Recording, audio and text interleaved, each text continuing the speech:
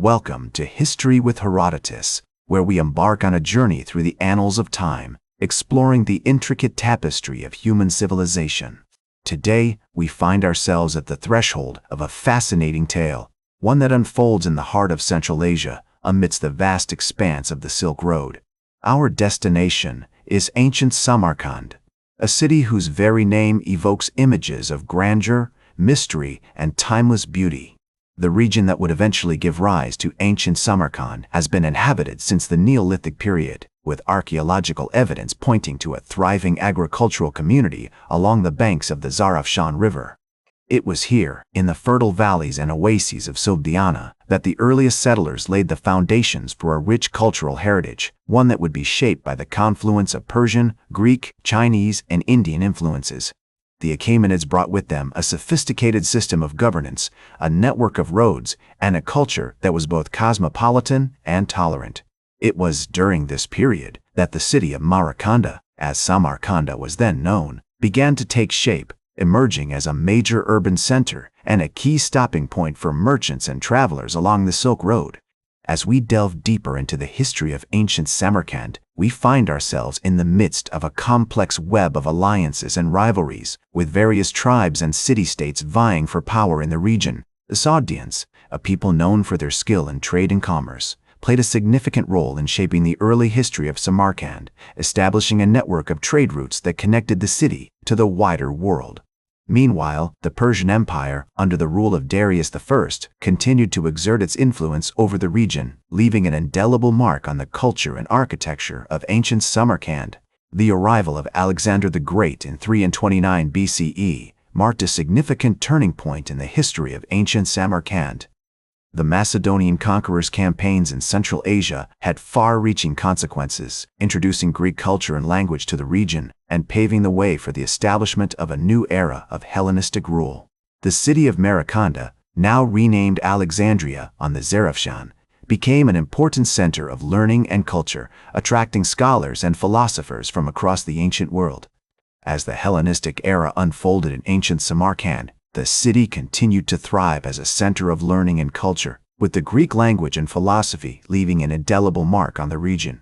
The Seleucid Empire, which succeeded Alexander's conquests, played a significant role in shaping the city's architecture, with the construction of grand buildings, temples, and theaters.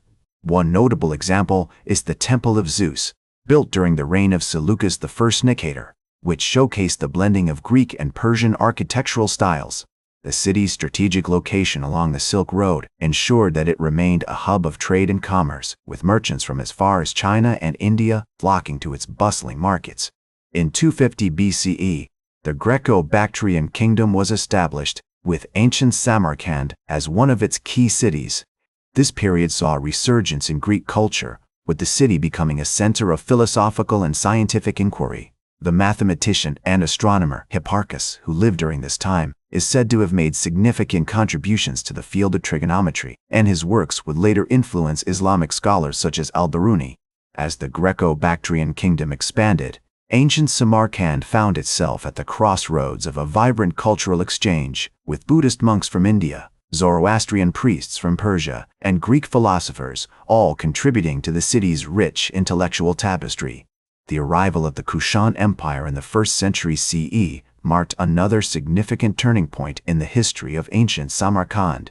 The Kushans, a nomadic people from modern-day China, brought with them a unique blend of Buddhist and Hellenistic influences, which would leave a lasting impact on the city's art, architecture, and culture.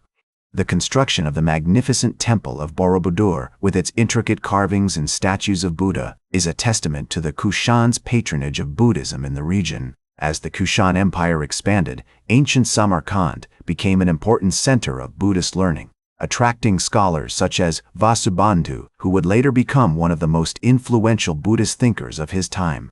As we delve deeper into the history of ancient Samarkand, we find ourselves in the midst of a complex web of alliances and rivalries, with various tribes and empires vying for control over the region. The Hephthalites, a nomadic people from modern-day Mongolia, launched a series of attacks on the city in the 5th century CE, leaving destruction and chaos in their wake. Yet, despite these challenges, ancient Samarkand continued to thrive, with its strategic location and rich cultural heritage ensuring that it remained a prized possession for any empire seeking to expand its influence in the region. As the Persian Empire, under the rule of the Sassanids, began to exert its influence over the region, ancient Samarkand found itself once again at the center of a vibrant cultural exchange, with Zoroastrian priests, Buddhist monks, and Christian merchants all contributing to the city's rich tapestry. In the words of the Chinese monk Xuanzang, who visited ancient Samarkand in the 7th century CE, the city is surrounded by mountains and rivers, and its streets are lined with temples and monasteries.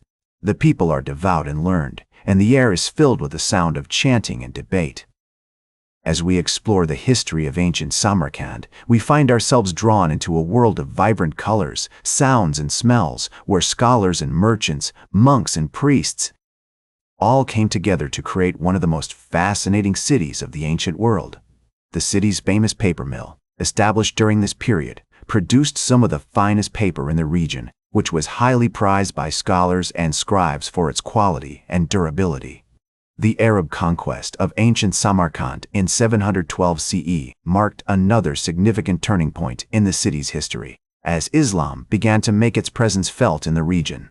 The construction of the magnificent Mosque of Bibi Kanim, with its towering minarets and intricate tilework, is a testament to the Arabs' patronage of Islamic architecture in the region. As the Abbasid Caliphate expanded, ancient Samarkand became an important center of Islamic learning, attracting scholars such as al-Khwarizmi, who would later make significant contributions to the fields of mathematics and astronomy. The city's famous bazaar, which stretched for miles along the Silk Road, was filled with merchants selling exotic spices, textiles, and precious stones, all of which were highly prized by traders from across the ancient world.